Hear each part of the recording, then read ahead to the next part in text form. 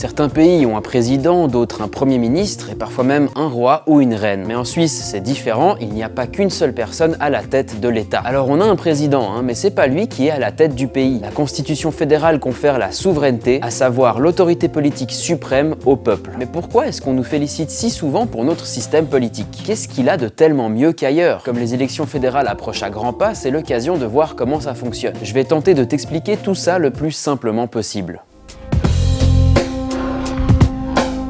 Un pour tous pour un. Moi je pensais que c'était une expression qu'on utilisait comme ça, mais en fait c'est la devise traditionnelle suisse. Une devise qu'on a empruntée aux trois mousquetaires pour en faire le mythe fondateur de la Suisse. Quand les trois premiers cantons ont prêté serment sur la prairie du Grütli. En vérité, notre pays s'est formé au cours du temps à partir de réseaux d'alliances, de pactes, afin de se défendre contre le Saint-Empire romain germanique et la royauté française. Ça a donné naissance à de plus en plus de cantons qui ont commencé à traiter ensemble leurs accords avec les grandes nations européennes. Un pour tous pour un. Ce qui marquera la naissance de la Suisse moderne, c'est l'adoption du système fédéral en 1848. La Suisse, c'est la confédération, 26 cantons et environ 2200 communes. Le fédéralisme, c'est un peu comme si la Suisse était un grand orchestre où les trois niveaux de l'État jouent leur partition de façon autonome, un peu comme ils en ont envie, pourvu qu'à la fin on arrive à une musique harmonieuse. Ça veut dire que chacun a ses propres compétences politiques. Le premier échelon, la commune, remplit de manière autonome un maximum de tâches. Mais dès qu'elle n'est plus en mesure de le faire, c'est le canton qui s'en charge. Et la confédération, elle assume uniquement des tâches que les cantons ne peuvent pas remplir eux-mêmes. Concrètement, par exemple, les communes accordent la citoyenneté, perçoivent leurs propres impôts et construisent leurs écoles et d'autres bâtiments publics elles-mêmes. Les cantons déterminent les montants de leurs impôts et disposent de leur propre police, leur propre système scolaire et leurs propres hôpitaux. La confédération est responsable de la défense du pays, de la politique extérieure ou encore de l'AVS, l'assurance vieillesse. Et nous, les citoyens, avons le dernier mot aux trois niveaux de l'État. On peut influer directement sur la politique par le biais des élections et des votations.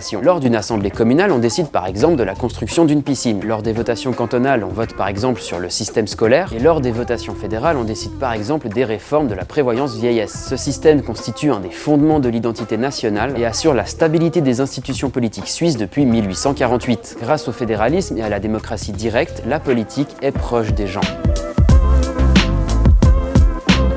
En Suisse, on a ce qu'on appelle les conseillers fédéraux, ils sont 7 au total. Une de ces 7 personnes est élue président ou présidente de la Confédération, et ce pour une année. En gros, en Suisse, on est président du 1er janvier au 31 décembre, puis on laisse sa place à un autre membre du Conseil fédéral. Chaque début décembre, l'Assemblée fédérale élit le président de l'année suivante, et la coutume veut qu'il soit issu d'un parti différent du président de l'année en cours, et on ne peut pas être immédiatement réélu. D'ailleurs, c'est eux, les 7 conseillers fédéraux, qui sont réellement à la tête du pays. Ils sont tous au même niveau hiérarchique, c'est ce qu'on appelle un système collégial. Le Conseil fédéral est constitué des 4 plus grands partis de Suisse. Actuellement, l'UDC, le PS et le PLR ont chacun 2 sièges et le centre 1. Mais il doit aussi refléter la diversité des régions géographiques et linguistiques du pays qui, selon la Constitution, doivent être représentées équitablement. Sur les 7 membres, il doit toujours y avoir au moins 2 représentants de la Suisse latine, c'est-à-dire la Suisse romande et le Tessin. Mais alors, à quoi il sert notre président? Eh ben, il dirige les séances du Conseil fédéral et il représente la Suisse lors des visites à l'étranger.